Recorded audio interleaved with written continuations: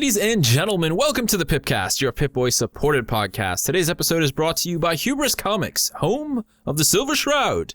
My name is Tony Moe, and I'm joined by my co-host Kato Genesis. I'd also like to once again welcome Camel of Camelworks to the PIPCAST. Awesome to have you here once again, dude. Thanks for having me back.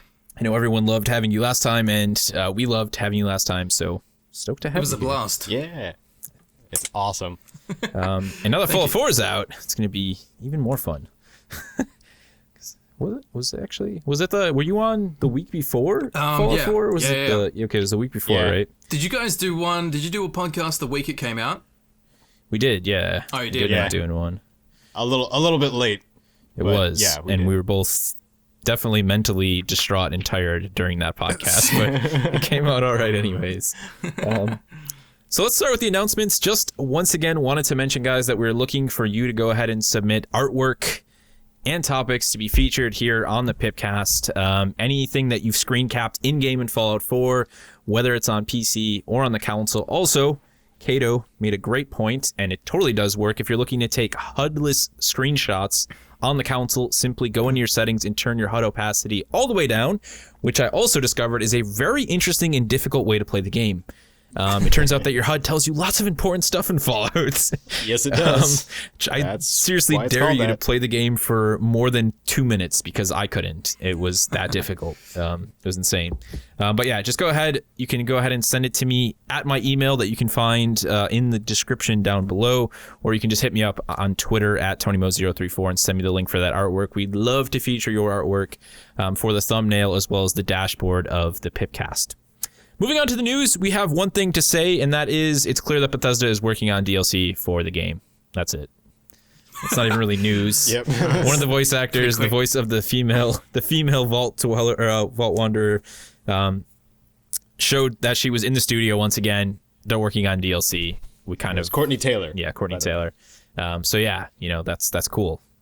We'll talk more about that later in the show, but let's go ahead and kick it off with more spoiler discussion, guys. Once again, there will be an annotation if you have not reached the point in the story where you are aware of what the Brotherhood of Steel is and their existence in Fallout 4. You should go ahead and click that and skip ahead to the point after this where there are no spoilers.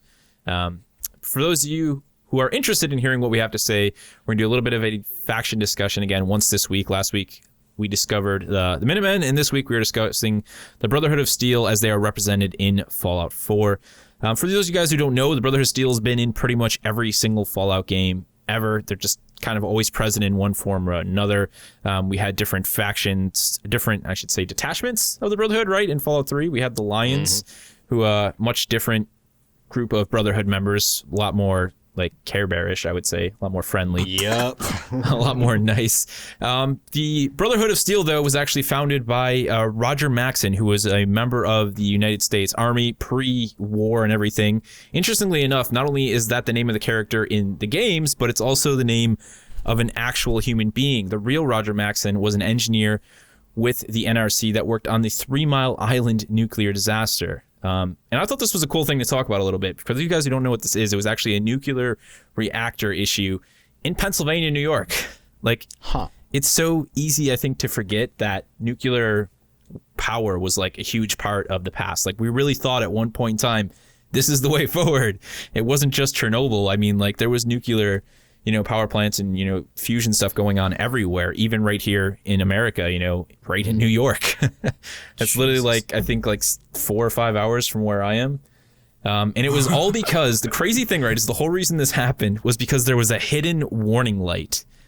And there was a guy whose job was just to make sure that the reactors were cool enough. And he didn't see the light and he thought the reactors weren't cool enough and he dumped more coolant and that was the end of it. What happened? What happened? That was it. The whole thing just wrecked. So pretty cool that they picked, that guy specifically, I feel, to be the original founder of the Brotherhood of Steel. Just a really interesting connection there. But let's talk about our own personal opinions on how the Brotherhood is now represented in Fallout 4. I know for me, I was talking to you, Kato, right after we played the game, and it was just a huge far cry from what I knew about the Brotherhood, having not really played the original Fallout games. I just saw what I saw in Fallout 3 and was like, they were pretty cool dudes. I mean, we built a giant robot.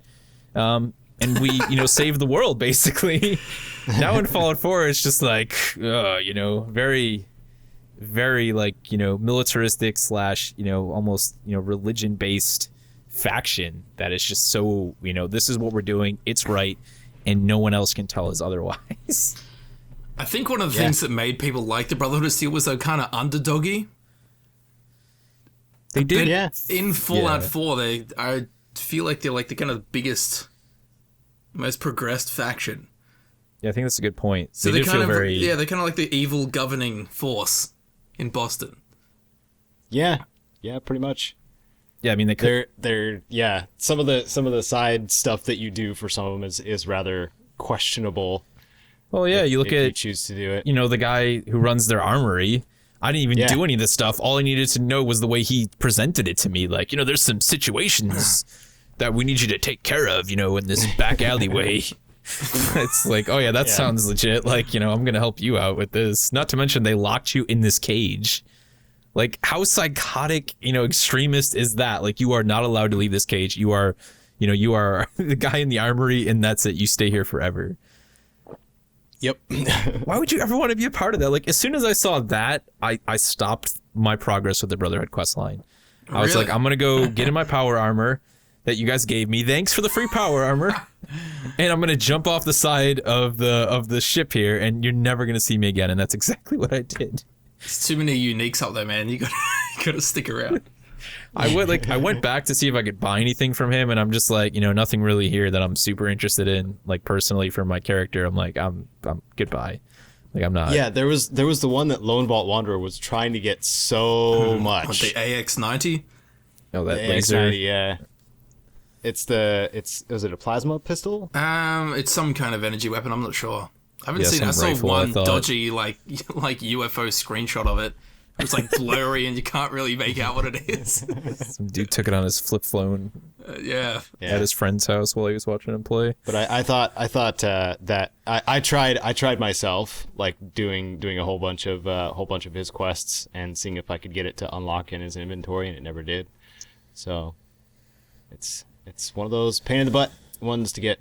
Do you reckon it's bugged out? Somebody had a screenshot of it showing up in the box in the caged in area. I don't know. I feel like there was just like huge forums and threads all about it not spawning. Yeah. Yeah, I don't know. It's like so widespread. It's not spawning. I feel like it might be bugged.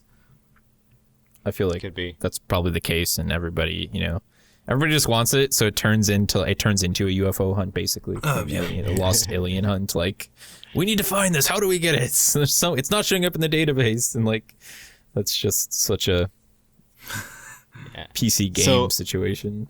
So for the Brotherhood, we know, like, a lot of people, especially people that are listening, and a lot of us, first experience in Fallout was Fallout 3 and meeting the Lions Brotherhood of Steel and the Brotherhood Outcasts.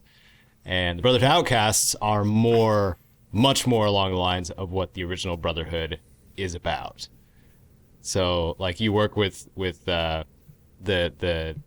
was his name? I did it in the Let's Play not too long ago. You turn in technology to the Outcasts at Fort Independence. Oh, jeez. And they're like, "Hey, thanks for the technology," and then eventually they'll start to trust you more, kind of thing. Yeah, and totally then, just like, of course, Operation Anchorage killed them. I think I pretty much blew them off, like, in my Fallout 3 playthrough. I was just like, yeah, you don't seem nice. Like, I'm gonna go stay with these guys. They're gonna teach me how to use power armor. I'm gonna stay away from you. I don't actually remember that much of the Outcast, other than, I definitely remember getting a much more cringy vibe from them. But I think it's clear that the way they did a lot of the story stuff in Fallout 4, it's very the character, like, all of the factions feel much more represented as to, like, who they are. There's less guesswork I feel like I've had to do as to trying to figure out their motives. Like, it's very clear, when you see that there's a dude called Elder Maxim and he's just like, get all of the nukes because we need all of the nukes to save everybody. Yeah, sure you do. That sounds real legit. And you got this giant airship and all this power, and you're just like, we need more nukes. I'm like, or We also need this scientist real quick. We need this specific guy. Like I'm that's okay it. with not ever knowing what their plans were because I'm sure they were just awful. Yeah. It's a little bit suspicious. I do wanna play through on my second character, my charismatic idiot lucky character.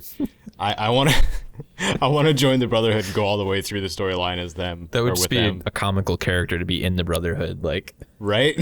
oh, you just need those nukes? Yeah, I'll grab those for you. Don't even worry about it. she gets to be part of the Brotherhood by dumb luck and being pretty. I'll have them tomorrow for you. No problem. I think it's a fun character to play. It really is.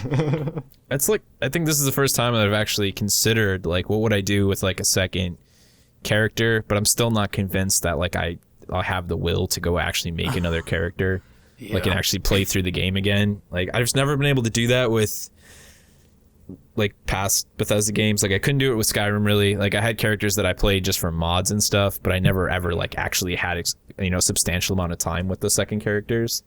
It's like, as much as I really, really want to, like, build a different character in a different, set, I just don't know that I can bring myself to actually do that. So I always, like I'll say, like, play through Skyrim, and then 6 months later, play through it again, but make the exact same character. Yeah, I always think I'm going to make a different character. Yeah, and you and I pan it to the never same do. stuff. Yeah, I never do. Like, I always, every time I try, like, to say, well, I'm not going to play a Khajiit. I'm not going to play a Khajiit. Play through the intro Skyrim, play through the intro Skyrim, get to the point, select your character. Oh, I made a Khajiit. Like, I just can't. I can't do it. All right, so guys, thank you for coming back to us. It is now spoiler-free zone. We talked a little bit about the Brotherhood.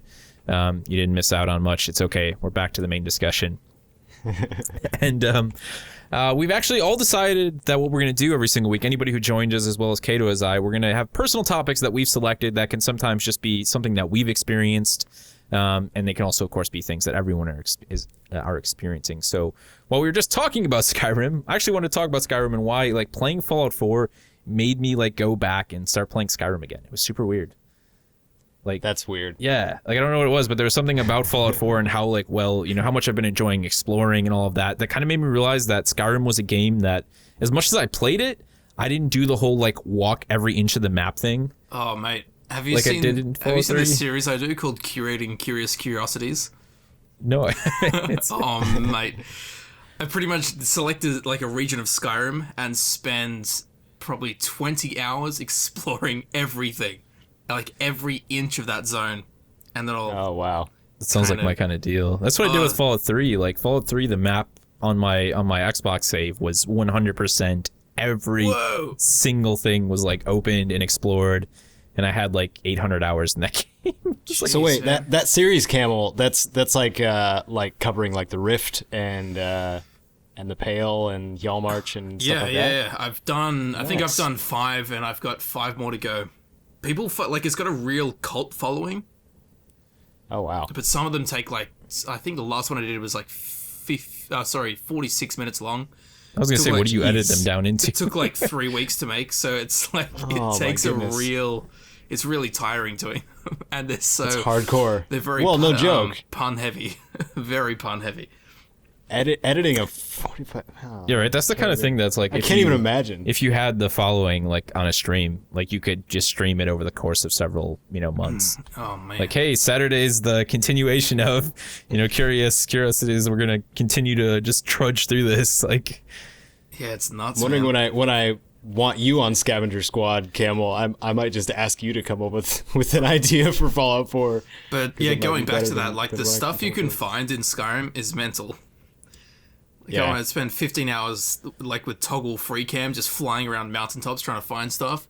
And every now and then, man, you'll find, like, a skeleton pinned to the top of a mountain with a sword, and you're just like, what happened? What is somebody in development just left it there. Yeah, dude, there's so many tiny things. You're like, oh my god, I can't, like, I never would have seen this unless I specifically went Yeah. out and tried to find everything. And Fallout 4 crazy. has that too. Oh, like mate. even more so, which Yes. is ridiculous. I want Well, to I mean, like, yeah, Fallout 3 had, was it Black Rock, the one cave, and if you looked under the floorboards, it was just all forks and utensils and stuff. What? that obviously a developer had just left there. Like, like, okay, I'm not going to delete these objects out of the editor. I'll just throw them under this floorboard.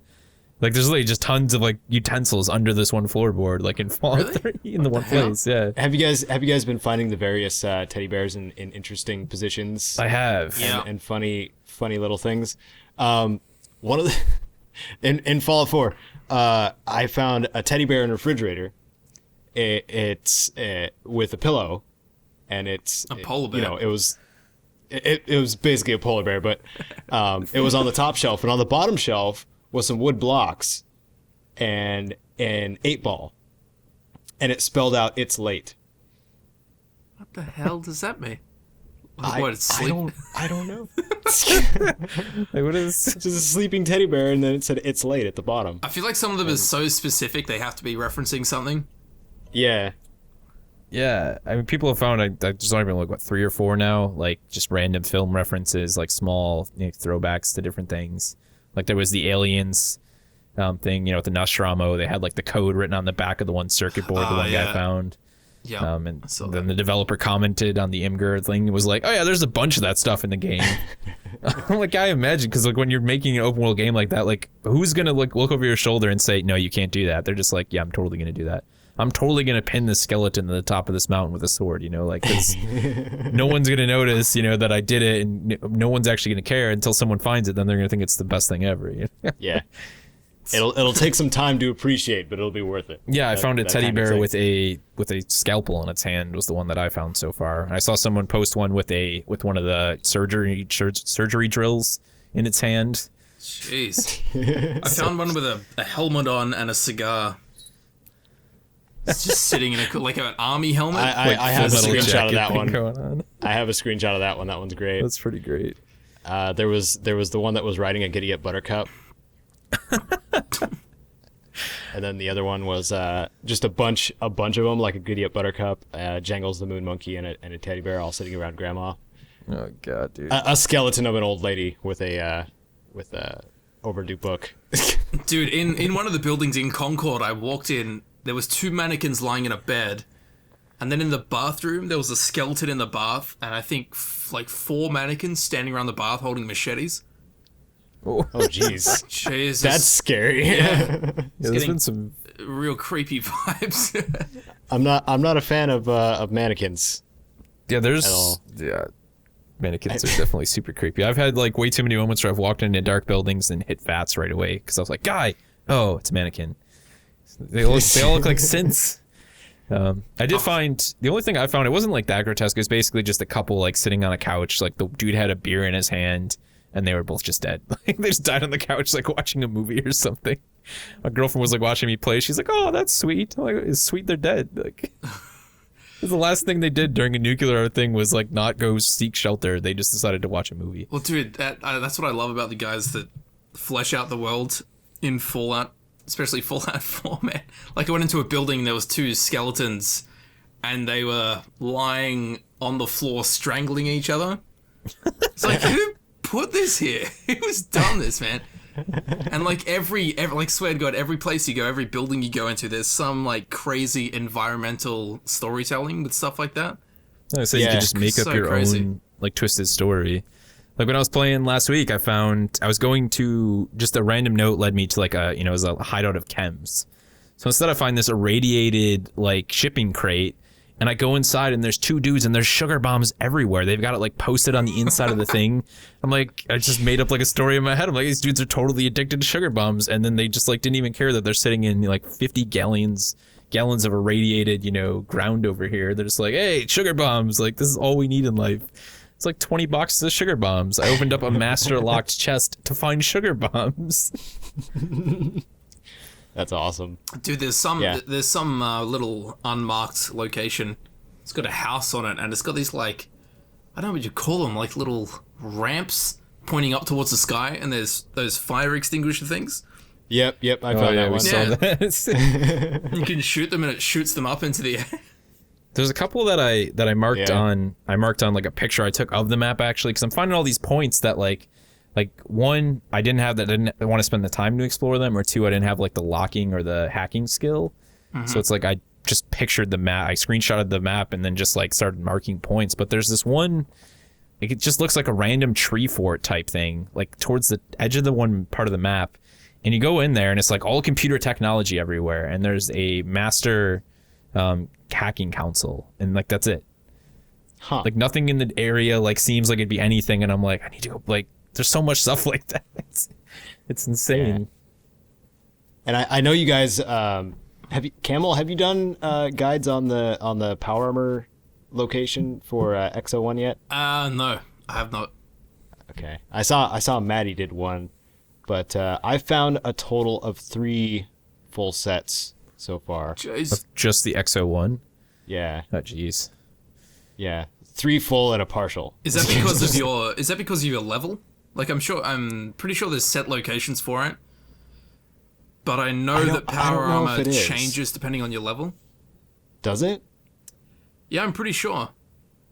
That would be interesting. I think it does. Like, I keep finding power armor locked in crates on trains. Really? Have you guys run into that? Yeah, like if you walk along Yeah. the train line, there's crashed trains. There's normally like an advanced terminal. You have to open the door to a cage. And there's power armor in there. Mm-hmm. But I did notice that it was changing depending on my level. Yeah. Well, that's pretty cool then. Well, I had gone to a couple of the military establishments that circle with the star marked places, Yeah. and 2 of them, at the very least, 2 of them had X-01 suits in them. So. Well, what level's your character? 70-ish. Oh my god. Yeah, there you go. No, man. But the first time I found it, I was more along the lines of 39. 20, 30. All right. So yeah. I think that's the big thing is like when I try and talk to other people, like, when do you find something where, I'm always asking them like, okay, how many hours are you in? Like, what's your level? Because it seems like, yeah, like there is some sort of connection for sure, I feel, to, when certain things are discovered at times. But I don't know. Maybe I'll just go to that location again with my new character and be like, okay, I found it, kind of thing. yeah, see if it's the same thing. Anyways, that's what made me want to play Skyrim. Was that sense of exploration that they've done so well. I think the other big thing too, though, is like Fallout 4 was like perfect timing launch because Bethesda games always seem to come out in like, close to winter here, like when it's finally going to start snowing. It hasn't snowed here yet, and I'm miserable about that because I love the snow. So it's like Skyrim is like my escape, like in the holidays. Like it's snowing outside, I'm playing a game, I'm walking in a blizzard, and to me that's like the perfect connection of like reality and then virtual reality coming together. Doesn't work Like here. The weather's miserable out here, and I'm. I remember when Skyrim came out, I was lying on my lounge on a snowy mountaintop, and outside was like in blistering flames. hot. It's just, when it's so hot you can see like mirage heat waves and stuff. Yeah, Oh, geez. Yeah, I it can doesn't see happen that. hot in here, but Ugh, so gross, man. yeah, to me that's like the quintessential thing. Like if I ever go to Australia, I'll have to play Mad Max while I'm there. It worked like, with Oblivion when I was in the Oblivion plane, the plains of Oblivion. Oh, there you go. It's like same temperature Like, outside. Man, dude, I remember being terrified of doing I remember my mom, that was like her big game was Oblivion. Like, and she hated doing the puzzles and like figuring out the way because the maps were so poorly done inside of the Oblivion gates. Mm-hmm. So she'd always call me, be like, "Hey, I need you to beat this Oblivion gate for me." And I'm like, "Dude, I hate going in there. Like, they were so dark and creepy. They used to creep me out like so much. I don't know why. They're terrifying." Well, it's not a happy place. No, they're not happy places. They did a very good job of portraying that back then. Before I finished the main quests, I closed every Oblivion gate in the game. Yeah, Yeah. my mom did that too. So My mom did that I by bet it her did. doing it. I mean, I did that for her, but she's like, I have to close them all. The guide says if I close them all, I'm just like, yeah, all right. it was a pain. Good stuff. Bethesda games. It's impossible to talk about one Bethesda game without talking about several other Bethesda games. That's true. I think we've proven that with this podcast. So, Kato, why don't you talk about your personal topic for this week? Your killer perk over there. Oh boy. Okay. So if you have a strength of 10 at any point in time in Fallout 4, like you would probably most likely have a melee character or a pack mule of some kind, but you can get the Pain Train perk, which has an increasing amount of damage dealt as you charge towards enemies in your power armor. And the first 2 ranks start out with stagger, and then heavier stagger and more damage. And then the 3rd rank of it, if you sprint into an enemy, most average size enemies like, humanoids and super mutants, it will knock them over. So you can basically bowl through enemies in power armor.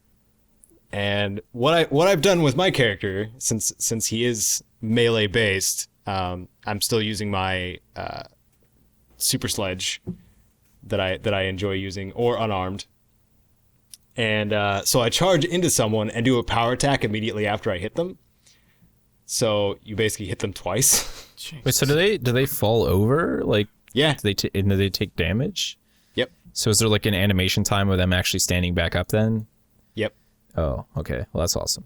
It's really awesome. Does bloody mess work with it? Like, can you charge into someone and they just blow up? The weird part is, like when you knock enemies over with Pain Train, it's like a quick or a slow moving health decrease type thing instead of just instant damage. So like, damn, that would be sick. you could charge through, like I was one-shotting nearly all the ghouls I was running into, and they come at you in groups. So I was just like, I just bowled through all of them, and they died shortly after me running into them. It was pretty great. But I found that some of the most fun things to do with it is the power attack immediately after running into someone. That one's fun. If it's a more difficult enemy like a super mutant, Primus? Is it Primus, or is it the highest ranking super mutant? I don't know. I'm not level 78 or whatever you are. Yeah, I haven't really ran into. I mean, I've seen like armored guys, legendaries, but I haven't really dealt with any insane super mutants. Does it work with behemoths? No. No, it doesn't. It worked with one Deathclaw. I tried it on one Deathclaw and it worked, but I don't think it was supposed to. Were you wearing? So you can wear power armor while you're doing this? I'm imagining you can. Right? No, you're supposed to wear power armor. Oh, okay, that's the whole point of it. That's the requirement. But when I was running into enemies that were a little more difficult, I had my bottle cap mines equipped, so I would charge them and then throw a bottle cap mine and then charge away. What the hell? Like a freaking like heavily armored like roadrunner going on here. Everybody else is a Wile E. Coyote. Oh my god! But yeah, I recently got the upgrades, the extra power mods for like arms and legs. There's one you can get for the legs that increases sprint speed by a lot for an extra AP cost. So I run incredibly fast, like about normal sprint speed in power armor now, which is pretty ridiculous. Do you have any paint on it? I don't, because mate. my power armor is a mix match set because I have unique / legendary pieces on it. Okay. You can still paint it, can't you? What? You can still paint it, can't you? Whether it's mismatched. I can paint it, but the I can't get the bonus from the paint. Ah, really? Is that how it works? See, I thought you get a bonus for each part, and then you just get a bigger bonus if you have all of them painted. Yeah. Are you sure? I thought it was just if you had the whole armor set painted, not. Yeah, you can. Yeah, I thought you need the whole thing painted to get the bonus. We need to go do testing now. But anyway, I modified the things with most of my armor with the Prisma upgrade, which is a lot of energy resistance. So, but anyway, I have a Raider right arm. It's Tessa's fist is my right arm, and it's a quadruple durability. Jesus. Right arm The piece ultimate tank that character. does extra unarmed damage. I almost feel like this time around they were like, okay, so last year, like our last game, we didn't really treat melee with the utmost respect. So this year, it's the best thing in the game if you dedicate the resources. It's still a little dodgy, I would say. Like There's a couple things in it that make me go, huh? Because like if you go from first person to third person, you can actually. I learned this in my comment section. Somebody said that you can swing a lot faster in melee if you're in third person. What? Really? Yeah, that's weird. Yeah, that's one of the weird things because you notice the melee swings aren't like Skyrim. You can't just continuously swing. There's a pause, no matter what melee weapon you have. Yeah, I was a bit like the only attacks that are continuous is barefisted. Yeah, I wish they would have like I was hoping they were going to take more inspiration from Skyrim with the melee system. Like I know it's a lot better, and like I've in like the little bit I've done with it, I thought it was fun, but I just still feel like it was a system that could have been, fleshed out more, like you said, in terms of the animations and the ability to make your character like actually like full melee, like have the ability to link together swings, like rather than have it be like a pause, because it just makes it feel like your dude just runs up and like tries to swing a sledgehammer rather than being like really efficient with the sledgehammer where he can like whirlwind and like link hits and stuff and like uppercut people with it. Like why I feel like taking it to that level would have been cool, just have it be a little bit more zany rather than being so conserved. But. Yeah, some of the VATS animations looks a bit dodge with melee weapons. Oh yeah, they do. I was gonna mention that actually. Oh man, there's one with swords or bladed weapons. You do like you stab them in the chest, and it looks so dodgy. It's like your character's hand just goes where their chest is, and the blade is just going through them, and it's like wiggling around and stuff. Yeah, well, it did that in Skyrim like sometimes they put too. the two assets together instead of actually making it its own animation. They just Skyrim was definitely scripted the hand to go in front of the chest. It looks so bad. I was never a huge fan of like any of the finishers in Skyrim because, like you said, they almost always just looked really. It's like I understand like how much work has to go into actually animating like a sword going through someone's body and making that 3D and physics based. Like I know that that's a big deal, so I got it there. But yeah, I guess it is what it is. I know like The Witcher 3. I know that's way more heavily based on sword combat, but the animations in that man was sick. Yeah, they went over the top with that stuff, dude. Like I remember like unlocking like points in the like leveling up certain things just so I had better looking animations, like because it was so cool. Yeah, it was sick. Like, it was done really well. I did want to mention one more glitch that I was running into that was more frustrating than anything. I got paralyzing palm, right? Because that's the final rank of Iron Fist, and it doesn't work in power armor. You just don't attack on crits. Really? Which is stupid. See, that was I think one of the biggest things for me that like I know it's like you just stand there like an idiot in bats when you hit the crit button. Really? Like, that's like the idea of criticizing something that isn't the game is kind of rough, but I wanted to see the power armor like have a bigger melee focus. Like the fact that you're in this crazy suit of power armor, I thought it would have been awesome to have power armor specific melee weapons that attach to your power armor.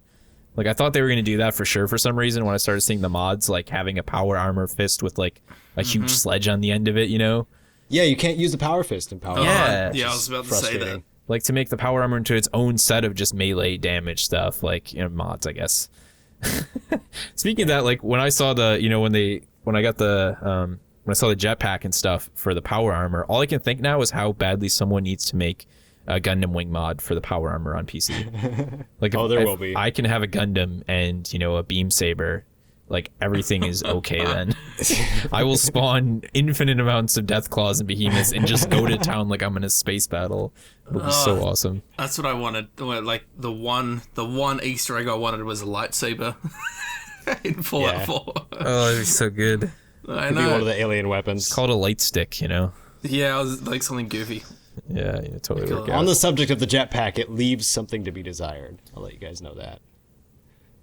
Yeah, I mean, it's like I didn't think they were going to do anything crazy with it, just because it's like, as much as the world has, verticality in a sense, it's like most of it comes from like specific routes to the top of a building and stuff like that. Like in my head, I'm just like, how can I really actually use this other than like flying up in the air and maybe landing on top of some ghouls? But yeah, I'm looking forward to seeing that. While we're on the topic of weapons again, though, Camel, you wanted to talk a little bit about unique weapons. Yeah. In Fallout 4. I don't know what they've done. I think we all have something to say about this. What have you done, Bethesda? I was hoping that they would take influence from what they did in New Vegas, where pretty much every unique weapon had a unique skin. Mm-hmm. But in Fallout 3, in Fallout 4, like Fallout 3, like a unique Power Fist looks the same as the normal Power Fist. Yeah. I'm like, oh, dude. It's a little disappointing. Yeah, I was like, oh, damn it. They did it again. But there is a couple that have a unique look, but it's very few. Yeah, I mean, it's like, it's hard to, we can clearly point out, like the cryolator and stuff like that. We can say, those are unique things. What was but the 10mm pistol? The deliverer. The deliverer. Yeah, it's like, yeah, it's like they are, and then it's just so confusing, like you said, because then you have stuff like you can get the 144 Magnum from killing the one, character in the story, and it's like that's supposed to be unique, because it's his, but reality is it's just a 44 snub nose that's been modified. Yeah. Like, so like you said, it's so all over the place. Like it's so confusing, and it's like it seems like the weapons that are the actual unique weapons are just the ones that have returned from Fallout 3 that have been improved, like the railway rifle, the junk jet. The junk jet, stuff that like now has their own visual appearance, and you can't break those down. The World Series baseball bat has a unique stamp. Oh well, I take back one of my comments earlier. Does it have a cork inside the bat too that's been cheated as well? I don't know. I made mine into an aluminum one. I just it was a bit upsetting. I think everybody was probably talking about this before launch, like and we want unique things. We talked about it with Maddie. We talked about it with you, like when you're on, like we want like actual uniques to find that have cool stuff. And it sucks because Skyrim like did it pretty well. I thought there wasn't a large amount of them, but it was far better than Fallout 3. You had the shield that like created an orb around you. You had like all these different uniques mixed in with all of the variants of standard weapons. Nah, Skyrim, it was still pretty loose. It was, but it was better than 4 actually. Like I feel. Yeah, it was. Like probably just because there's a lot of original stuff. Now it's like you were able to tell like what a unique effect was. Yeah. As opposed to like what just an item that had a name is. It's not that. That's the thing. That's like pretty much the defining line for a unique weapon in Fallout 4 is that it has a different name. Yeah, when you get it has, and that's a little frustrating. And most uniques, I found that anything with a star next to it just means it has one of the legendary effects added to it. Yeah. Mm-hmm. Yeah, and you can the cryolator doesn't have a star, does it? No, that's because it doesn't have a special effect on it. Yeah, because it doesn't have it just has the freeze. Yeah, again, another layer of complexity. Yeah, especially when I'm trying to make guides and I'm trying to figure out. Like you would think that inherently, if it was a unique weapon, it would have a special effect assigned to it just for the sake of being a unique weapon, but that's not the case. It's, I'd say the armor. The one thing that's like, there's always like the big focus on the weapons, and it's like outside of the power armor, it's like I felt like the armor is an area that was like hugely neglected and also equally confusing. Like I've been wearing the same set of combat armor since 10 hours into the game. Like I was just expecting more in that area. I don't know why, because I don't know. I guess it just was, but I'm pretty sure there is unique. Or unique / exceptional armor pieces too. Yeah, like I mean, you have like specifically placed or legendary stuff, because there's definitely legendary stuff. Yeah, I know there's legendary stuff, but I'm thinking specifically placed type stuff. The stuff I've seen so far, I think, is like if I have any, I don't know. Like I have pretty much like a ton of legendary armor that I've just stored now. It seems like most of the stuff that I found that was unique though isn't layered armor. It's just full armor sets. Like, like I got one from killing the one raider that was part of a side quest, and I got his spiked armor cage thing, and I believe that was unique. But at the same time, with the layered armor system, it's like with my playstyle, it's like, why would I wear that for 15 defense when I've got a layered armor system that's providing with like almost 50 or 60? It's just and like the mascot head. I don't know if you guys have gotten that yet. I've seen people with I've it. Seen it, Yeah. It's just a piece. It looks like a piece of junk that you're wearing on your head. That's what it is.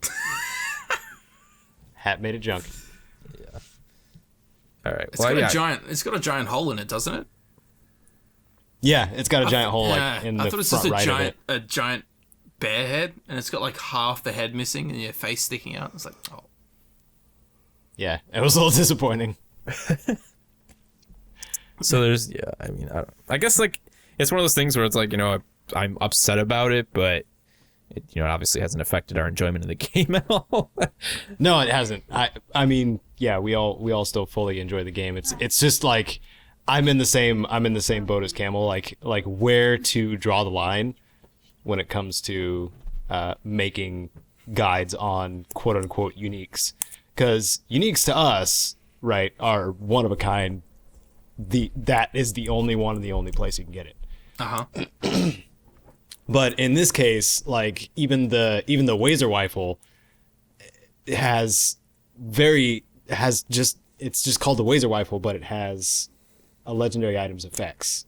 Like that's and the big thing is you can get, as far as I know, a legendary variant that could actually be better than the unique that is the same weapon. Yeah, Exactly. Like, just because that unique weapon was given to you and it has this bonus doesn't mean that there isn't another unique weapon that is the exact same weapon that has a far better legendary stat. So it's like, yeah, I can see the question of why actually bother covering all these uniques when someone can just get, like you said, earlier when we were talking Camel, like, oh, you've got the shish kebab, the unique. Well, I've got a, cryo shish kebab. That's way better than that. That's when I was like, what? What are they on? And then the Deathclaw gauntlet. I remember someone was like, because it has one specific place you can get it, and it's just the Deathclaw gauntlet. But then Deathclaw gauntlets can drop off legendaries that have a bonus effect that's better than the unique specific. I'm like, oh, what the hell are they doing? I think that's the real problem, is that they had this idea of, okay, let's have legendary monsters that randomly occur and give people cool stuff for killing them, which honestly, like, the fact that playing on survival, I get like 6 legendaries to drop like every time I play the game. Like, it's absurd. Like, I'm just either I look at them and I'm like, okay, just gonna go sell it right away, or I throw it in a box and it sits somewhere in one of my settlements for like being in survival mode though helps with that. Yeah, like it's insane how many you get, and I think that, I don't know, like I get the idea of it and I thought it was gonna be really cool, but to me it's like I'm just getting stockpiles of weapons with, different bonuses on them. Well, again, it's drowning out the unique stuff. Yeah, they don't feel special. Exactly. Like it's managed to kind of kill the idea of actual uniques. Now, the Broadsider, on the other hand, I really like it. I need to go get that ever since you told me about it. That is a unique. Can you buy cannonballs? I think so. Because I'm pretty. You get what, like vendors? 14 or something. You get quite a few at the castle. Oh, you do? Yeah. If you go to the battlements there, where like all the wrecked artillery was, or all the wrecked cannons. Yeah. Like there's cannonballs next to them. That's a good point too. Like the stuff that actually does feel like uniques. It's like the ammo is super limited, and I would be okay with that if, again, like we were just talking about, if the unique weapons were way more powerful. Like, when I go pick up, like, the Cryolator, like, I don't want to run through ammo and not feel like I've actually done anything. I want it to be that weapon that I go back to my settlement and I say, okay, going to kill a behemoth, gonna go grab the Cryolator, gonna end its day because I've saved it to this point, and even the Fat Man, like, I know I don't have a lot of stat points spent right now in heavy weapons, but the Fat Man for me, like, there's so many mini nukes around now. Like, I'm sitting on like a stockpile of them, and I feel like the damage for that thing just isn't, high enough to warrant, like, it doesn't feel special. Like, I would rather have it be super limited again, like have very few nukes and have them be really hard to find, and then every time I pull it out, regardless of my my big weapon skill, just have it be insane. Do you think Demolition Expert plays into that? I don't know if it does it count for. I don't think it counts for launched launched explosives, does it? I don't know. That's always something I've wondered.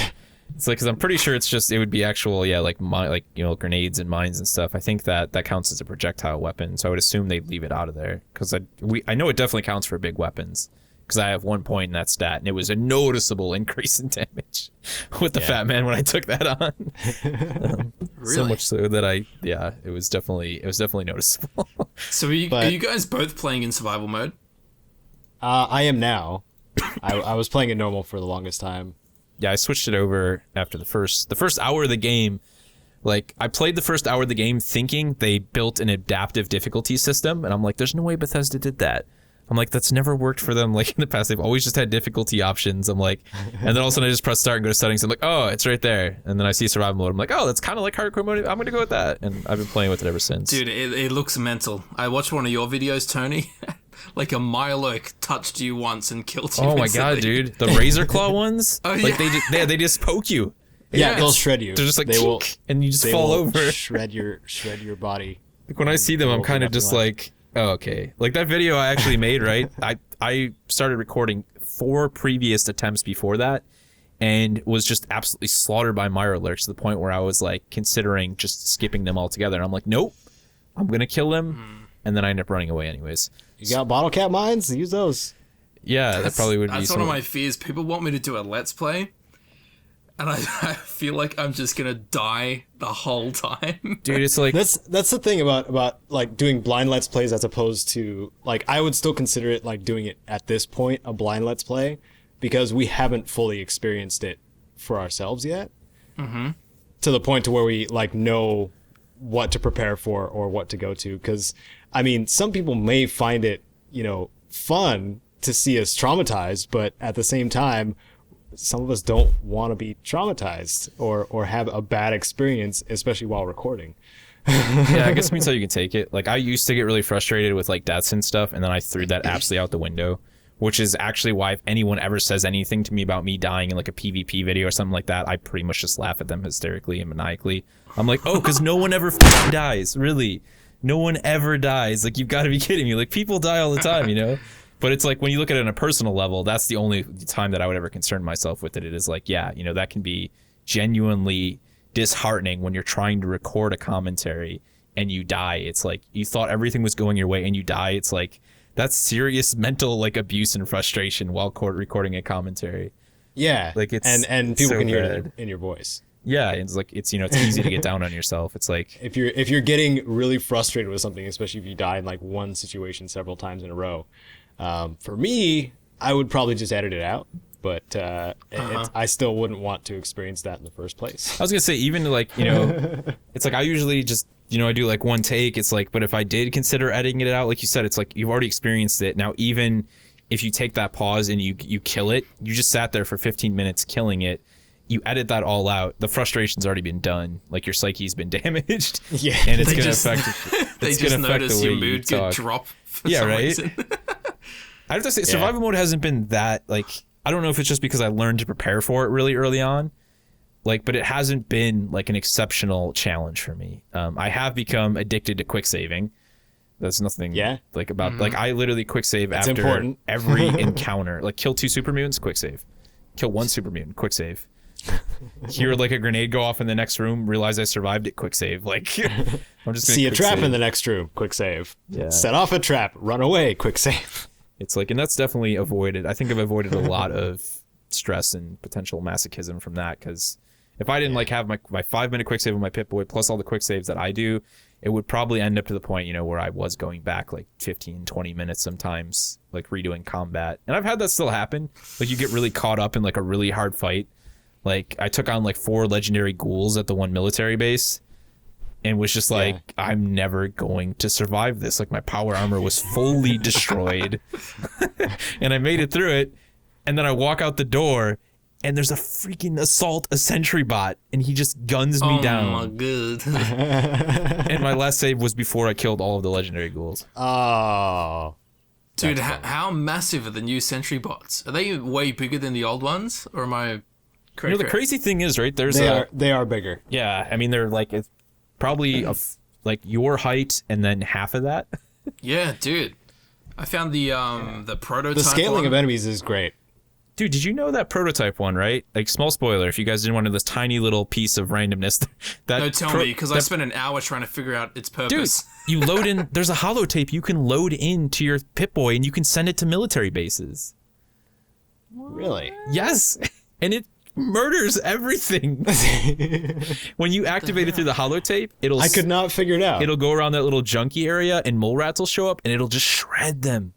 And then you can send it to any of the military bases. I didn't know you could send it. Yeah, load up the holotape in your thing. It'll say prototype. Ah, dude, I activated it, I and killed it was it. just driving around a junkyard. I killed it. Did you? Because that was I where got bored. there was a fat man that spawned there. Like, that was the first time. Like, I found a fat man with, like, in the first hour of the game. I'm like, oh, okay, it's not going to be that significant anymore. I guess there's a fat man right there. And then that thing was just, like, peering over you. I'm like, when's it going to try and kill me? Like, Yeah, as soon as I saw it, I was like, it's going to be on very soon. I was shocked that it never ended up doing damage to me. But I've yet to actually, I used it at one military base, and then, like, it was like, I realized that so late on, though. Like, my brother and I both found it. I think I was at the 25-hour mark when I realized, like, dude, there's a holotape. Oh. And I was like, I just cleared out like 2 of those military bases by myself, and it took me like probably 6 hours to do both of those. Like, I could have just called this thing in. So how do you send it to a military base? Because I turned it on and it killed the mole rats, and then it just kept driving around the junkyard. Just go back to the holotape, and there's like there's a selection there for like assigned targets or whatever. I mean, Dude, it has to drive there.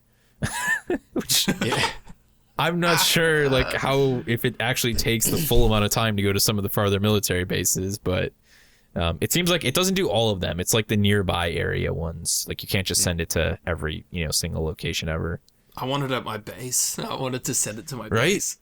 I thought it was like, for sure it was going to turn into like... Still, if you're like a squishy character, if you have, low endurance type character, you can just tell it to go somewhere and just follow it. And it'll gun down anything that gets in the way. Yeah, that's true. That's not a bad idea. If you can somehow set a route, like, and there's super mutants in between where it's going to go and where it is, that could be helpful.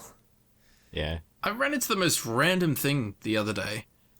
There was like a freshly buried body, like a little mound as a grave.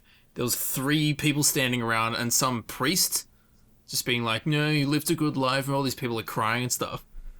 Wait, was that behind Vault 111? No. Okay, because I found a fresh grave behind Vault 111. Like, I was scouring the edge of the map there, and there was a fresh grave. There wasn't any people standing around it, but it was just a fresh grave with, like, flowers left next to it. And I was like, okay. Like, I was looking around a little bit. Like, it was this full, like, 3-minute dialogue thing of them giving, like, a sermon to this dead guy. That's insanely epic. And then I was like, all right, there must be a quest here or something. And I spoke to everyone, and they're like, yeah, what's up? And there was nothing. I was like, what the hell did I just see? Maybe it was like a quest specifically for people who murder everyone they come upon. If you would have killed them all, you would have gotten your answers. Could have been. Or you just had to pickpocket them, Yeah. In broad daylight. It was just so weird. It was so... Again, it was too specific and fleshed out to not have a purpose. As you got made me super suspicious. Yeah, they definitely... There's some stuff that just seems like it's been done like that, Like, I've ran into those same sorts of weird instances, and you're like, all right, this has got to be part of something, and then it isn't. It's just there. Like, I got the imposter encounter twice, which was funny. What? What's that? It's a guy. It's 2 guys that look exactly the same, and he's like, "No, he's the synth. No, he's this." Yeah. What the hell? I've gotten that encounter twice, and it was hilarious. Do you have to kill them?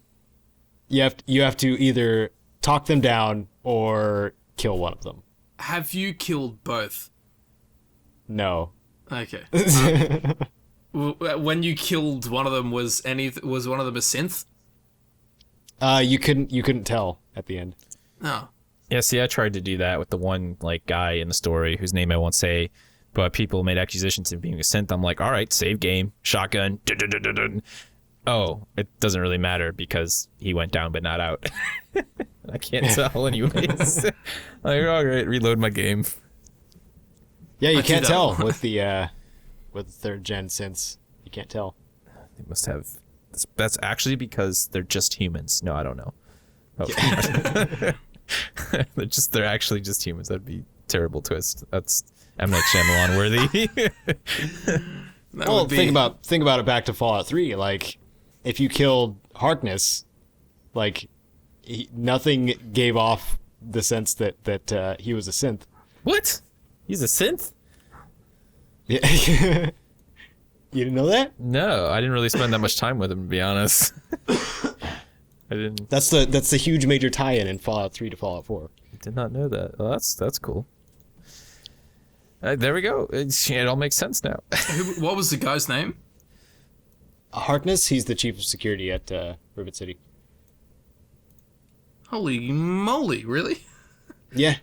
Oh, I had no idea. Is there a quest related to that? The replicated man? Yeah, okay, I know what you're talking about. I just don't remember who's in it. Why did I never make that connection? Wow, I feel really dumb now. Yeah, that's like, it's so hard to forget, like, because, for us, a lot of time has passed between Fallout 3 and Fallout 4, that they're, very much connected still. Like time-wise, like, it's so easy to forget that. And, They kind of are. Kind of are a little bit. yeah, I mean, there's a small reminder. I've found 2 recurring characters so far. Really? Yeah. I'm not going to say who. Oh, well. Because I don't want to spoil anything. Tell us afterwards. Yeah. I will say one of them is a companion, though. Oh, that's cool, then. I'm like I said, last week, I think I mentioned this, that like just about everyone who I'm actually allowed to talk to, because they did the companion so well, I'm just like, this person's totally going to be a companion. It's like, no, because there'd be like 100 companions then. Like just too many people you talk to, and they very well like flesh out personality. Like I get disappointed when I run into someone and their name just says just like Raider or human being.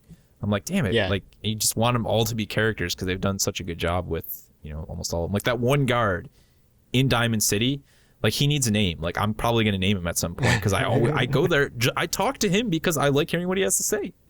Like I'll walk up to him. Sometimes he's a dick. Sometimes he's nice. Sometimes he comments on my armor, my power armor. Sometimes he talks smack about my, my partner who I'm with at that point. Like I just look forward to what he has to say, and it's always hilarious. Is that one of those green things? Yeah, I've seen. He downplays himself all the time too, which I think is funny. Like I was in there one time wearing the Brotherhood armor, and he's just like, I could never be in the Brotherhood. I'm too slow and fat. I'm just like, what? Like, dude, your life, man. You are just the typical security guard put into the post-apocalyptic wasteland. I'm like, this is so good. It's terrible. You're gonna get hate mail from security guards. I am. I know a lot of security guards. I know not everybody's like that, but I think Really? everybody can. My girlfriend's dad was a security guard for a very long time at a hospital, and he's in very great shape. So I shouldn't say that. Jesus. So I'm looking at the legendary weapon effects, and there's apparently a medic effect that heals targets instead of hurting them. Yes, I have that, and I'm like, why would I want this? For companions. It's the only, I guess, if I want to pull out my friggin' overly expensive plasma rifle that it's on. Yeah. Like it's on That's a plasma straight out of rifle, Borderlands, and by I'm the way. Just like, Hang on, does it still do the normal plasma damage and then has the healing effect on top? I haven't I actually don't- tried, to be honest. I'll have to do it. It's sitting in my inventory. Probably end up doing more damage. I just like assumed that it was like it only healed people, and I'm like, well, I'm never going to use that ever. I'm like, I mean, unless you can use it to res, like when they go down but not out, if you could res them, like that'd be great. Like I could stop wasting stim packs in combat on them, but I'm not sure. I guess That would be worth trying, I guess. that would be worth it. I'll have to go. Be like a medic gun then. You have to Also, try and yeah, hit- I wonder how much hit healing yourself. actually, happens with each shot. If I got to expend 56 gamma rounds, or plasma Well, rounds. if it's based on damage, then yeah. So yeah, you do have to expend. Wait, is it? You said you got a gamma gun? No. It's I'm sorry, plasma, not gamma. Oh, okay. Yeah, I was gonna say, like, would that do radiation damage? Yeah, that's So many another one of those questions. that I'd like to Like- get my hands on. Give them cancer and heal them at the same time? That's It mutates them and they grow extra arms. That'd be that so would many be, that would be too cool, interesting. actually. So many questions, man. All right. can't I wait want for, to like- get a medics. I want to get a medics missile launcher. Oh my god. It's firing. Somebody yelling medic, and then you just shoot a rocket at him. Explosion of band-aids. That would very much be out of Borderlands. Then that's for sure. I think we kind of all would agree on this, but it's like, okay, if we could change one thing in Skyrim right now after all the time we've spent on Skyrim, yeah, in Fallout 4, what would it be? I was gonna say, I'm like, really? You want to talk about Skyrim? I want everyone to start beating me down because we're turning it into this. We're gonna turn it into the Elder Scrolls 6 podcast now. One thing. I haven't thought about it much. I've just been playing it. I want more. I guess I should say less collisions when it comes to. This is just a settlement thing. Less collisions when it comes to like placing fences or God. Yeah. like when you try to place a junk fence, like you can't get them to touch at all, and it annoys the crap out of me. Yeah, I don't know. Like the snap system should have been. The snap too should be based on a 360 degree, like should include everything. Yeah. Yeah, that's true. I don't like the 90 degree thing. Yeah, like it needed like a 45 and a 30 snap, and just let you kind of. Yeah, I don't know. Like I get the idea that they had to build it for a console, so like on a mouse you could easily just rotate the piece and stuff. But I mean, we still have triggers. You could rotate the piece and just let it snap in every direction. Yeah. Or at least... I use a controller and I have no issues rotating and stuff like that. Yeah, it's impossible. And also support pieces. Like I really just want support beams that I could put underneath a floor to make it not look like it's levitating. Mate. What they would have done when it was smart was just to have the floor pieces automatically extend supports, like based on. Well, there is a shack version, like it has supports that go down, but like if you have like a second floor, like that part is useless because it won't go into the ground. It'll be levitating just like everything else. Well, my Sanctuary Hills, it's a 4-story staircase with like an aircraft hangar up as the 5th floor. It's the most ridiculous thing. So does it look like a giant mushroom? Dude, it's like the thinnest thing. It goes from like one side of Sanctuary to the other, the top floor. Like it's jeez, dude, it's so big. It's so silly. I feel like for the sake of your settlers, you need multiple staircases. I think I've got 2. Do they ever actually go up there? Yeah, they do. God. If you put beds or resources up there, yeah, they'll go. Yeah, that's where all the beds are. They'll try to anyway. A lot of mine in my settlements are standing around like idiots because there's some sort of pathfinding issue. I usually can't figure out what it is. Yeah, I went in and the 2 of them were standing on the roof, which there isn't access to. Dude, I was like, I've how been the meaning hell to- did you get up there? I've been meaning to finish this one video that I was gonna, just a small short I was gonna make, and it has everything to do with the fact that they always stand on the roofs. Like In Sanctuary Hills? yeah, I go to Sanctuary Hills. There's freaking Mima, drug addict up there, standing on the roof, just like, I need to use the site. I'm like, you need to get off the roof. Like, what are you doing up there? Strong was up on top of the roof the one time, just like, human need to take me to milk of strength. And I'm just like, dude, what are you doing up there? Like, how are you all end up on the roof? That grandma chick, she keeps asking for a chair. It's like the more she asks, the more I'm not building her a chair. That's terrible. The funny thing was she asked me for it, right? And I'm like, okay, so I just built a chair. And then I come back like an hour later and I'm like, what the hell? Like, why isn't, like, it should have been completed. I built the chair. It's a special item. Yeah, and then it shows up as a special item. So I just like put 2 chairs in the corner, and it's always her and Kate, like always sitting there together. I'm just like, you creepy, man. Hanging out with a crazy lady over here. You're gonna be addicted to Jet 2 in a little bit. Also give her all the drugs. My brother... She won't be a problem much longer. I was gonna say, my brother broke her of her habit, and I tried to, and she was just like, listen, don't tell me how to live my life. And I'm just like, you know what? You, man, like, I built your chair. I gave you a place to live. Like, She's actually, she's 20 years old. She's so heavily into drugs. That would make sense. Yeah, they say, man, addictions age people, like, much more rapidly than those who don't. So the ones I've had on the roof was just Preston most of the time when I came back. He was the one that was on the roof. That's the character that I'm going to show my kids, though, to be like, this is why you don't do drugs. I'm going to load up Fallout 4. I don't care how long away the game's been out, and I'm just going to be like, this woman right here. I want you to stand in this building and talk to her for the next 20 minutes. She's going to keep It's asking Murphy. you for the same Murphy, thing. right? Yeah, Mama Murphy. Yeah. Hopefully that will deter them from ever doing drugs. Yeah. Don't do drugs, kids. You'll end up like Mama Murphy. So I don't know. In terms of one thing I could change, I guess it's just like we were talking about. I wish they would have handled Uniques. weapons and uniques better. Yeah, I mean that's really the big thing for me because everything else is like there's always those small things, but it's like the biggest, most annoying one really is that like I know at some point it's gonna start to kill like that sense of exploration a little bit for me. The idea that there isn't like because I think in Skyrim and Fallout 3 a big part of it was the potential to find. Yeah, it was like treasure hunting. Cool, like Indiana exactly. Jones Yeah, it always felt like a treasure. Like that's why I went into I explored every element of every cave in Skyrim was because like I'm gonna get all the dragon priest masks. Like there's nothing like that. Like I need more stuff to collect that feels like awesome. Like I collected all those stupid different golden claw and obsidian claw things in Skyrim. Just because I wanted to put them on my kitchen table and be like I have them all. it's there in the game, but it's been overshadowed by the legendary item system. Yeah. That's what I feel anyway. And also like getting into the steamer trunks, like all you have is just a heavily modded weapon. You don't have anything that's like something you would want. Just extra weapon mods. You can pull off another weapon if you want. So that's that's it.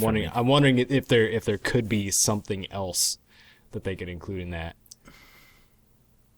I guess what's I've been playing on normal, and I run into that many legendary enemies. It just doesn't. Yeah, it just doesn't. Like if it was really, really like once every 5 hours, you found a legendary enemy, then the legendary items would feel a bit rarer and more special. Yeah. Like every time I go anywhere, there's a legendary enemy. You just get more stuff. I'm like, oh. Yeah, that's crazy on normal that you're running into them. Because I guess at least on survival, like sometimes I run into ones where, like I have to reload the game so many times that they actually end up like not loading in one of the times, and then I lose them. Yeah. It's like I feel like they made the odds that high though because of the utterly useless legendaries that you get to. Yeah, that's true. There's a huge there's a huge amount of variety in what they can actually spawn with, which a kneecap or walking cane. Yeah, I was gonna say I just got I got a shoulder, a left combat shoulder that gave me +1 charisma and +1 intelligence. Yeah, it's just so random. I don't really need that thing or a junkie's walking cane. I got one of those too. Yeah, it just all feels weird. It is weird. It feels like an MMO, like the loot. Oh yeah, you're just like the loot system. Like you have to kill a boss to get a sick item. Throwing it all away, and I think Anyways, we could talk about that for another 6.5 hours probably. Let's talk about what we want from DLC. Since we did mention earlier, they're making DLC. I think we all kind of have hopes and dreams for what DLC could bring. So let's do it.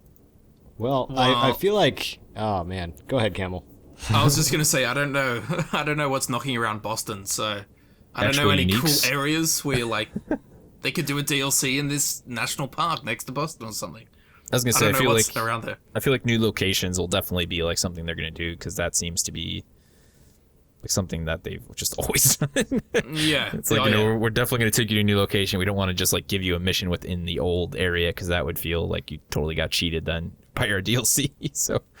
But is there something around Boston, like an island or? Well, people talked a lot about like going to New York and stuff, like since the connections of like going to other locations, and I feel like that'd be because Boston's just, it's Boston, it's a city, like there's nothing really.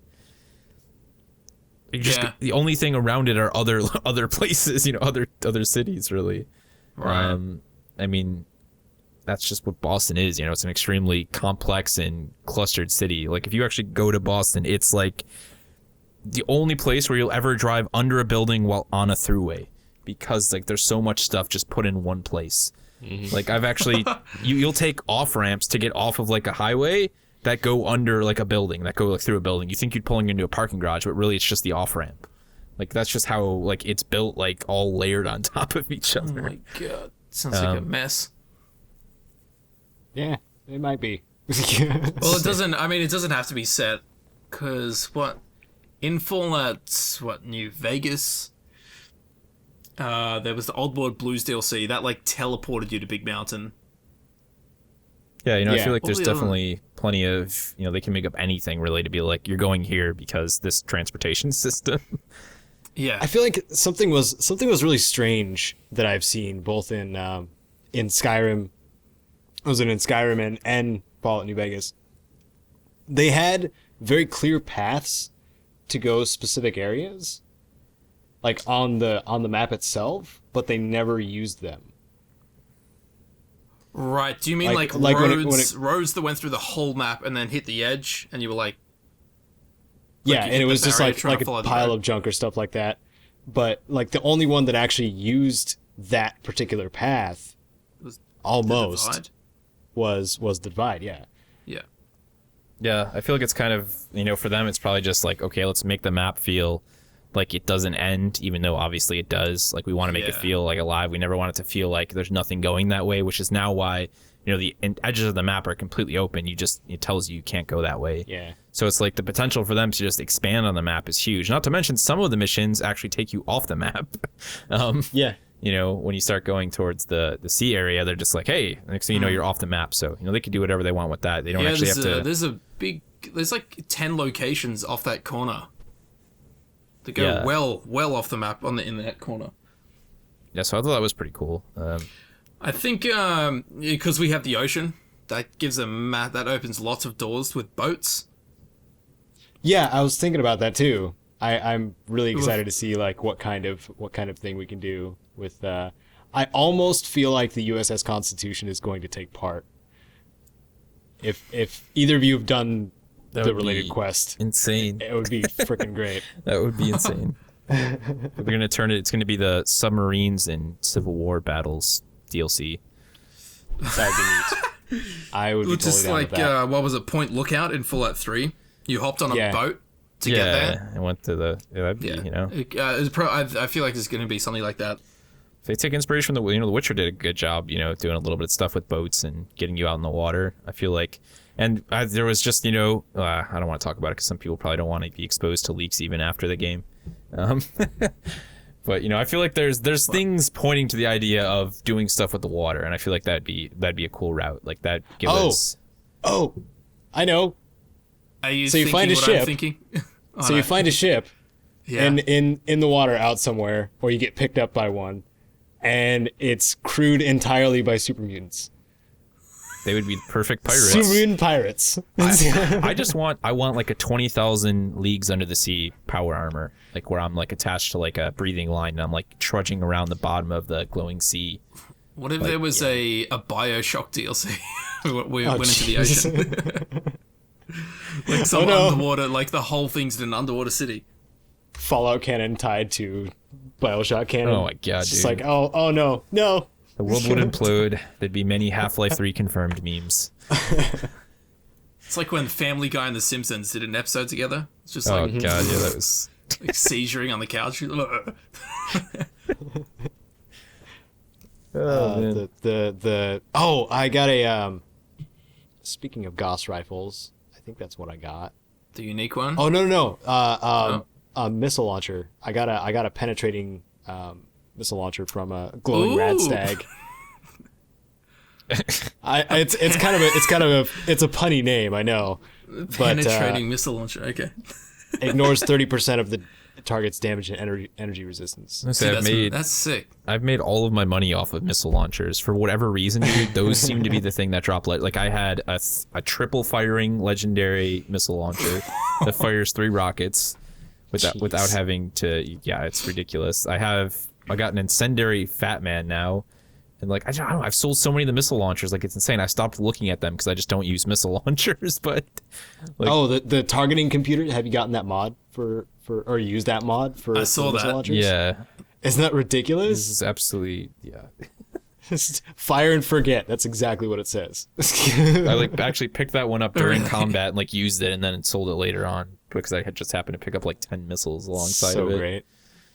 That reminds me Going next time I back, start sorry, playing. just quickly going back to the water, like more water mechanics. My friend told me that someone found an unused weapon, which was a harpoon gun. Yeah, that's what I was gonna mention. cut weapon, yeah. So there might be an underwater exploration. Well, yeah, he thought that thing. it pointed towards that they were like toying with the idea. Built this harpoon gun. It had like spears as ammunition. So yeah, they might have explored it, or it might be like the broadside of like just an out of water. I just think that would be weapon. that would be, I'll just, yeah. The problem, like, right now that I see, it's like with the idea of going on any boat type thing and actually having it be like you're on a boat, it's moving in the water, is that for some reason I just don't see them being able to do that in this engine, like, without having it be a complete disaster. Well, they were able to do it pretty well with some of the settlements. The only problem is the boats rock back and forth, but the objects in them don't.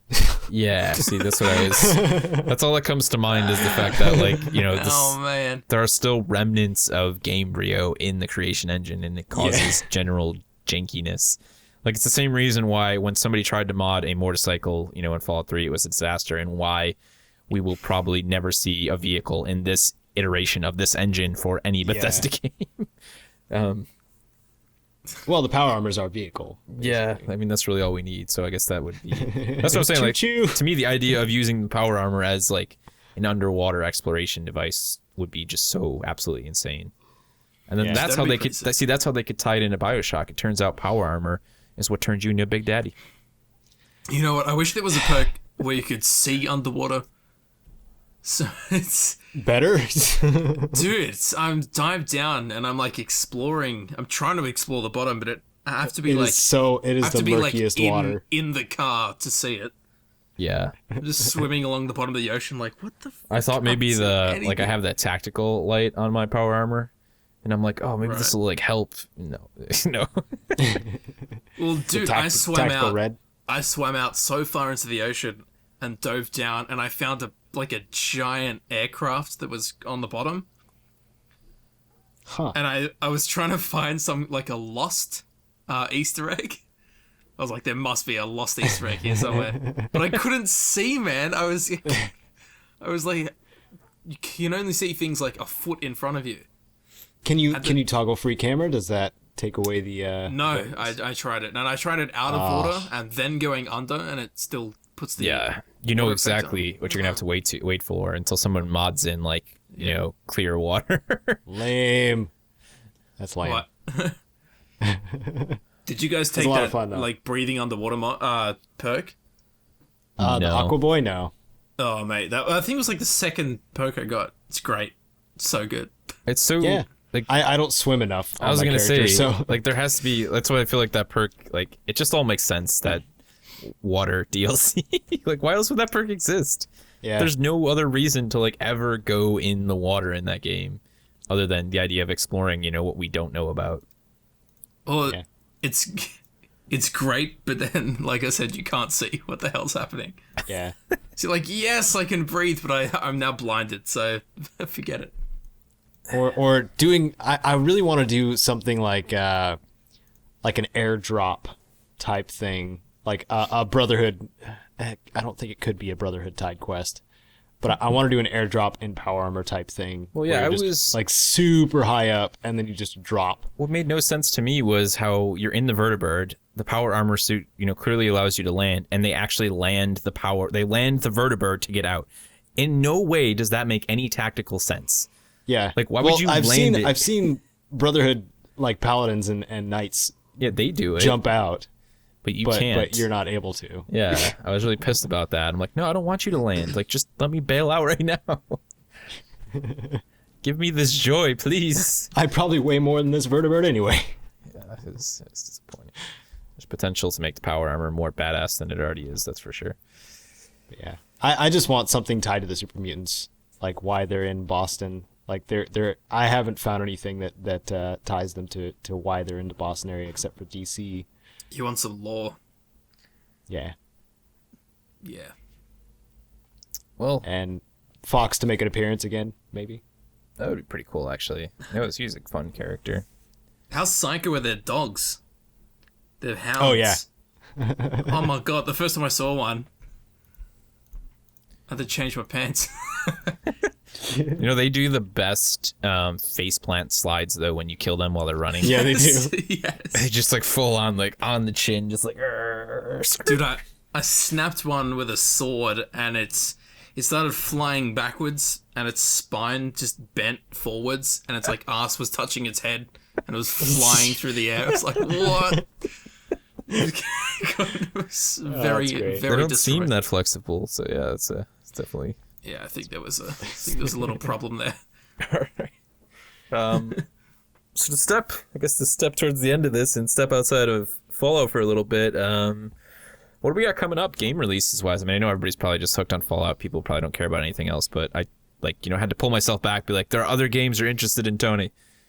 You have time to play them. Are there? Yeah, Just Cause 3 actually comes out the 1st of December, and I am a huge Just Cause fan because to me that takes that open world exploration stuff that I like from, Bethesda games, and then it's just like, all right, now just make it everything blows up over the top goodness. So it's like, I'm going to go see what's at the top of that mountain, but I'm going to do it after I wingsuit onto a jet, crash it into the side of a building, and then hijack a helicopter, and then end up on a dirt bike at the top of the mountain. Like, that's just Cause. And so I'm pretty stoked for that game. I think that's going to be pretty fantastic. I mean, the first two were like really good, like gameplay wise. The stories were absolutely hilariously corny and terrible voice acting, and this one seems no different, but I'm okay with that. So I saw Angry Joe's review of Fallout 4. did you watch it? What did you think of it? I thought it was hilarious. He was very honest, and I appreciate that. I think I watched it's like 36 minutes or something, right? Yeah, it's a long. His reviews are long. I think I watched like 5 minutes, maybe. I think I was doing something else and saw a link to it, and I was like, "Yeah, I'll watch it later." Never did. But there was a lot of truth to what he was saying. But I just liked that like his introduction to it. Like other Joe was telling him about other games that were being released. That reminded me, Tony. And he was like Fallout. That's funny. So did he like it overall? I mean, what did he say? Like, Yeah, he gave it a good score. He gave it an 8 out of 10. oh, okay. That's Would have been a 7 if he didn't consider the game as a whole. What does that mean? He said it's better than the sum of its parts makes it a great game. Right. Yeah. I always get the point that people make when they do that, but it's like I always have a hard time saying like, let's break down each individual component, say why a bunch of them suck, and then say the game's good though because they come together. And it's like, to me, I've always just kind of been like, all right, I like the game for all of this, and then those things are okay. It's like, I don't know. Well, I like kind of how he does it with holding standards to developers. Yeah. Like instead of being paid off to say what they want to hear. Yeah, I guess That's good. I don't watch enough reviews to ever have like, feel like that. Like people always talk about like, this reviewer was like paid off and stuff. And I'm just like, yeah, I've been my own reviewer, for like the last like 20 years of my life. Yeah, so. dude, I've never referred to a review to get an opinion on a game. Right. I just like- watch Angry Joe stuff for the fact that I was gonna say the beginnings are usually just like humorous. Like I usually watch his skits and then just leave because I'm like that was great in itself, man. The Metal Gear Solid 5 one is great too. Other Joe dressed up as Quiet. Yeah, I mean, there's definitely nothing. I think it's obvious why the three of us don't look to other reviews because we buy a game based on the fact that we're going to use it to create content. So we're going to be our own, adjudicator on the decision. Well, not just that, but it's Fallout. We're gonna get it. Anyway. Well, exactly. yeah. I think that's how it is. So we want to play the a lot crap of out of things. Yeah, and I mean, I would say at the end of the day, it definitely didn't disappoint. But I guess there's room to be plenty critical about it. Yeah. Uniques. Yeah. Yeah, to me, it's like it's all this stuff that like people are complaining about the negatives.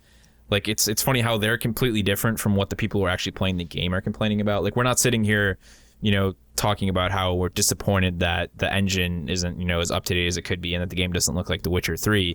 We're just like, no, those things don't bother us. We're playing the game. We're pissed off because there's no unique. The uniques are totally whacked.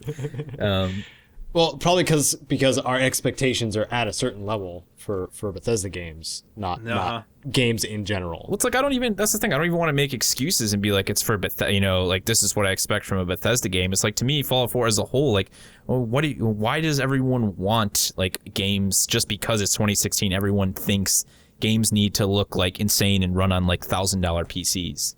Yeah. Like, I think that's so far away from like the point of playing video games. Like, I understand games should look nice, but to me, it's like, there's bigger problems when we actually start talking about why games don't look as good as they could. And that has to do with the hardware industry. That has to do with the software industry and with the fact that PC gaming is not nearly as focused as it should be. And that my rig is 100 times different than your rig and Camel's rig. It's like, and developing for that kind of thing is just an absolute crap storm.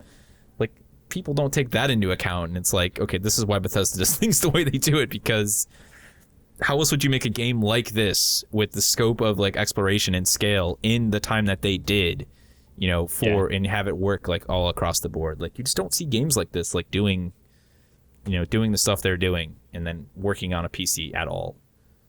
I have been seeing loading issues for textures though. I know there's high quality textures, but sometimes they just don't show up. Yeah, that has happened a couple of times. I've definitely had some issues. I've been like standing in front of an NPC, looking at his shirt, like, dude, I hope that hasn't rendered, because that looks like rubbish. And then it renders through. I'm like, all right, that's fine. Yeah, it it's looks just good. like this like giant smudgy thing. I'm like, ugh. The graphics are pretty bad, and then it comes through. I'm like, oh yeah. Yeah. It's not that they're bad. It's that there's something not showing up properly. Yeah, I think the problem just always runs deeper. It's like, something going on with the shadows too. Have you guys seen like flickering shadows? No, I haven't in had a couple any spots. Yeah, actually, my shadow quality is probably not nearly as good as anything on PC either. So, are you playing on Xbox? Yeah, because right now all the stuff I played has been on Xbox. Oh, really? I'm actually like now, like all the stuff people have been saying about the trouble they've been having with AMD cards. I'm like waiting even longer to grab it on PC. I'm like, yeah, I have an AMD card. I imagine it's just gonna crash miserably for me or something awful as soon as I grab it. But I don't know. We'll wait and see. So is that it? That's it. That's it. There's Just Cause 3, but then, Tomb Raider's coming out. That already came out. Yeah, that came out like the same day as Fallout 4 and. We talked about that last week. Did it come out the same day? Oh. It was like the same day or same week, yeah. And everybody's like, oh, it's great. And I'm like, yeah, great release date. It's great. The funny thing is, right? Square Enix complained about the first Tomb Raider, like the company itself. They looked at the developer, they actually looked at, I forget who's developing it, man. I'm sorry. I don't. Anyways, forgetting the fullness there, but American developer, right? Japanese owned company. They said after Tomb Raider did like $6 million in profit, like within the first like 4 months or whatever, which is great. You wouldn't hear me complaining about $6 million in profit. They're like, oh, the game did very poorly, blah, blah, blah, blah. They're just like, those dudes in Japan, like obviously have their heads up up each other's butts. So now it's like, I just find it hilarious that, they're the publisher. Part of the decision making of when to launch the game clearly goes through their offices, and they're like, yeah, that's a perfect day. November 11th? Yep, we're good. Sir, Fallout 4 releases that day. I said November 11th. Now get out of my office. And then they're going to sit there and be like, oh, the sales aren't as good as we expected them to be. It only did $10 million in profit, What do you expect? Yeah. Publishers and well, dude, heaps of stuff came out. Like Battlefront 3. Battlefront 3? Whatever you want to call it. Is that what it is? No, Did I just make that number up? It's just Battlefront. just Battlefront reboot. Yeah. Sadly, it's not 3, which 3 was already in development and looked way better than this one does. Oh, really? Yeah. I'm irritated because it's a great spectacle. Like, it looks and sounds great, which should be expected. It's running on Frostbite, and Frostbite games always look and sound amazing. And they have all of the official audio, and they had all the official models right from the Lucas Vault. Like, there's no reason the game should not have looked and sounded great for the amount of money that was probably put behind it. The thing is, the game now has sold really well, and it's not that great of a game. Like, it's boring. Like, it's the dullest, like, attempt at making it. It's so convoluted with some of the systems, and it's going to sell well, and people are going to play it because it's Star Wars. And that means they'll make another one because it's Star Wars, and it will continue to be far more mediocre than it should be. And that like actually gets me heated. Like normally I could give a damn, like, you know, let people buy whatever they want to buy all day long, you know, but it's like that just seems like a huge disservice to the franchise. Like meanwhile, Star Wars 1313 is never going to get finished, which is like, you know, the Star Wars game that we all wanted. The idea of like, hey, you're going to play a smuggler, you know, on level 1313 of whatever in the Star Wars universe, and it's just going to be amazing. And they're like, no, we're not going to finish that. Let's just do Star Wars Battlefront instead. I feel like the other, like 1313 would be a better game, but it would sell less, so they don't give it. It would be like, I feel like it'd be one of those things where it'd be like the first Uncharted, you know, where like, I mean, it's Star Wars. That's the thing. I feel like because Star Wars name is on it, it would sell. It would sell, you know, like people would buy it just because it's Star Wars. Like it wouldn't sell as much as Battlefront is because it's not, you know, like just a multiplayer first-person shooter by DICE. You know, obviously it won't attract the same audience, but I feel like they could have built like a genuine franchise like that. Like the direction that they showed to me was like, okay, like Uncharted Star Wars, you know, like let's take some of the stuff that's made Uncharted so well, like now let's do that same sort of theme in a Star Wars universe, like, you know, smuggler sort of out on his own, discovering his own mysteries. Yeah. Anyways, people will be upset that we spent so much time not talking about Fallout 4, so let's go ahead and end it there. Talk about Skyrim. Yeah, we'll go back to talking about Skyrim. Seriously though, Elder Scrolls 6, no, I'm just joking. If you guys have any opinions or questions you'd like to go ahead and throw our way, feel free to throw them down in the comment section below. Of course, we would definitely like to hear your thoughts on unique weapons. I'd say that was probably the biggest part of the discussion today. I think everyone's going to have opinions on it, and especially it's always interesting to hear the opinions of people from different amounts of time played. You know, us varying from 200 hours down to I think I have like 2 days or something like that. Some of you guys may only have 5 or 6 because your life demands other things than sitting around and playing Fallout 4 all day, and that's okay. But it's cool to hear your opinion on how you've been, you know, looking at unique weapons, how they've come into your hands, and how you view them. So definitely share your thoughts down in the comment section below. I would like to once again welcome Camel for joining us. I know you guys like having him here. I love having him here. Super cool dude. Awesome to have you on again. Thank you very much for having me. If you guys are looking for some unique guides for those hard to figure out unique weapons, definitely check out his channel. He's already got my hairline. Bunch of them up there. And that Curating Curious Curiosities series. Yeah, Clever name. I'm gonna link that in the Thank you. description, man, because you guys should definitely check that out, because I'm gonna go check that out because It is good. It is the favorite awesome. series I've done. It sounds really awesome, and terrifying all at the same time. And that's gonna do it for this week's episode, guys. This was episode 11. Man, 11 episodes. Actually, I think it's 11, right? I'm trying to remember if I forgot to change 11. the episode number. Okay, it is 11. So cool. Episode 11. We continue to trudge forward into the world of Fallout 4 and games made by Bethesda. We will very much see you guys in the next one. Bye. I don't know if that's going in. Totally. No, it is. That's right. I don't know if we're all like, see you guys. If we're all meant to do that or not.